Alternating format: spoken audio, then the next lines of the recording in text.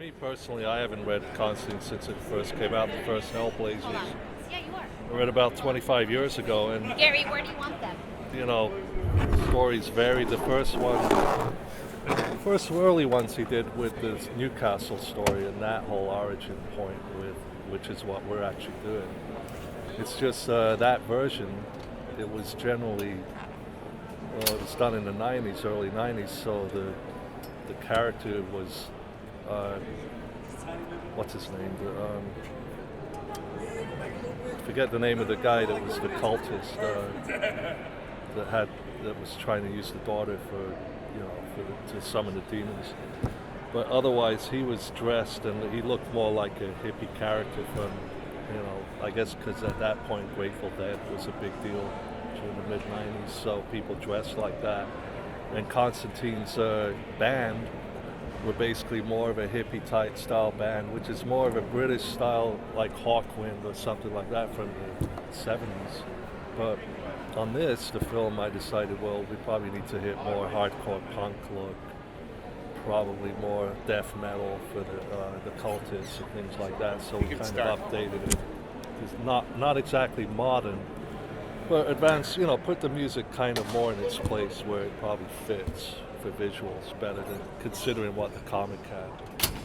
And other than that, all his engines was always a good story. And, I'm glad JM put him together to adapt this as the movie that we're doing.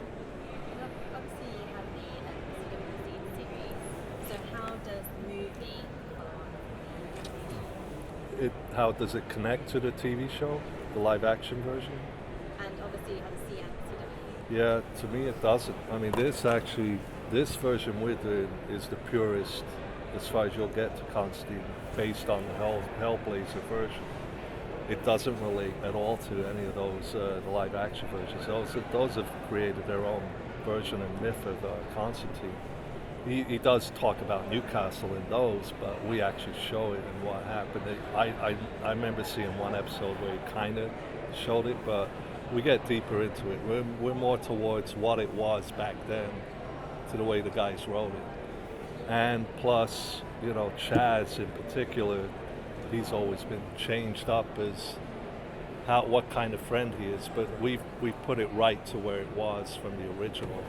So that's his friend from when they were kids in Liverpool and grew up, but then they had a big falling out after Newcastle and didn't see each other for 18 years, and this kind of picks up from there where Chaz comes for his help.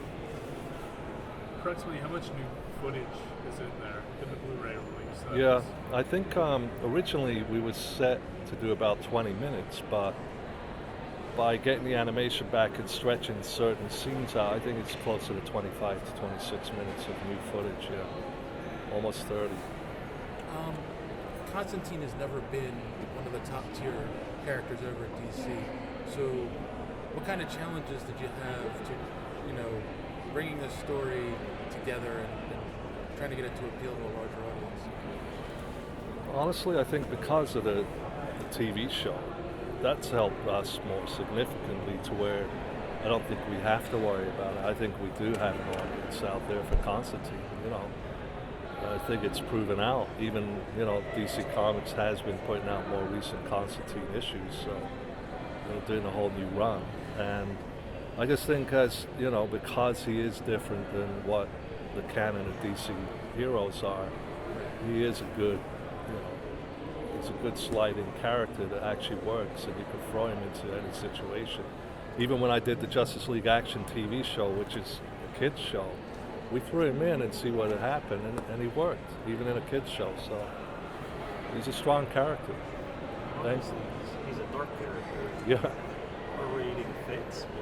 How different is it to push R-rated animated movie as it would be PG-13 or PG? Yeah, I mean, just on what we showed today to the audience, they opted not to show any of the violence and gore that is added in there because it's R-rated, plus the swearing, adult language, sex scenes, all this gore. It's not there for that audience, but it's in the DVD, and the R rating is because of that. But in the beginning, when we got the script, I could have played it easily PG-13. But I told my guys, look, let's play it hard and see where we can go with this, but also find out, because we weren't told we were getting an R rating, find out from DC itself if they're going to push us back and limit the scenes and cut out some of the violence involved.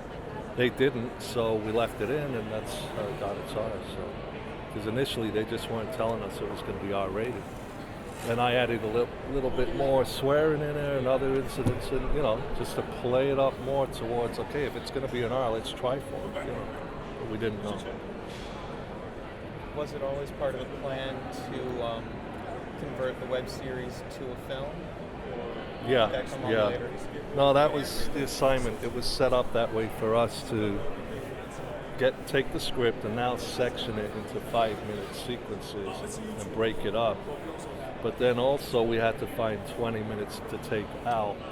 So whatever would be shown on the CWC would be the 5-minute episodes.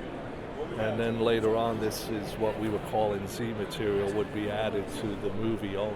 As the separation to me works and doesn't work, because with the material that we had to cut out, there's scenes that are in between two different episodes that I feel were needed for more character and advancement of story. But if you didn't know about those scenes, you'd probably carry through with the 5-minute versions. Oh, okay, I guess it's okay.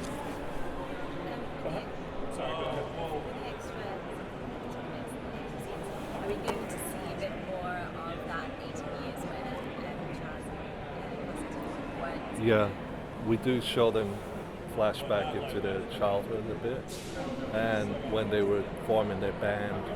But it's more montage stuff because of time, but it's there. At least there's an element of that that helps for you to get to feel the characters together. Are there any plans for, obviously, after the Blu-ray release, having a stream on DC Universe? Yeah, I'm assuming right now, past this, they were contracted to do the second season of the 5-minute versions. Now, I don't know if that's still going, or they're going to just stop right here and just let the Blu-ray do the rest of it, finish off the storyline. That's something for someone else to answer. I don't know. Are you planning to have any more of these, or is this the one-off? Right now, for me, it's a one-off because I've already moved on to other projects. I mean, I finished this last final production was probably about 7 months ago, but I finished pre-production on it at least a year ago, and then animation, I was waiting for that to come back and edit it and get the music and sound effects in. So I've been off of it for quite a while, so it's just coming back and talking about it. I've had to go back, and even though I'd seen the film myself probably 8 times, I still had to watch it last night and go, oh yeah. You mentioned Justice League action. It seems like a lot of DC's good animated shows that are on TV, not home releases, Right. are killed off pretty quickly nowadays. Green Lantern, the animated series, Beware the Batman, Justice League action. It was pretty tough following it with the way it was airing. Why do you think it's so difficult to get a good show on the air and then keep it? Well, my personal feelings are because of Cartoon Network. I figured they really didn't promote anything we did, and they're their own entity. They could do whatever they like, but they're more into the comedy stuff, and that's their preference. And they just I don't think they promote heavily the action stuff. More likely, I mean, obviously the DC Universe stuff, the DTVs do better because they have the audience of DC fans and comic fans that know the material. Whereas for us, it's more of a struggle. We have to compete with, the funniest stuff for them to get any interest in it. And honestly, we tried the 12-minute format for Justice League Action. I guess it worked for that. The only problem I had with it is you can't advance character or a story beyond the 12 minutes. They were all, stuck on their own. After you're done with that 12 minutes, you can't now do a part 2 or part 5 or relate to it 10 episodes later. So on that level, it was just standalone cartoons, which were actually fun to do, but series-wise, I don't know if it would have generated more interest going into a second or third season where everyone basically stays the same anyway. You know. Do you prefer working on longer length productions like this, or? Yeah, right now it's preferable. It's TV series is a grind. I mean, I enjoy it, but since they've offered me to do this and another film, I'll just take this for a while. You know, easy money. So with Constantine in that movie, why Los Angeles? Yeah, that was born from JM said in one of these stories there was mention of Angela in Los Angeles, a demon.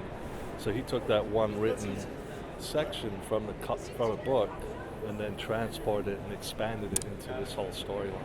They said the eyes of the Yeah. city were on him. Yeah. So that's the reason.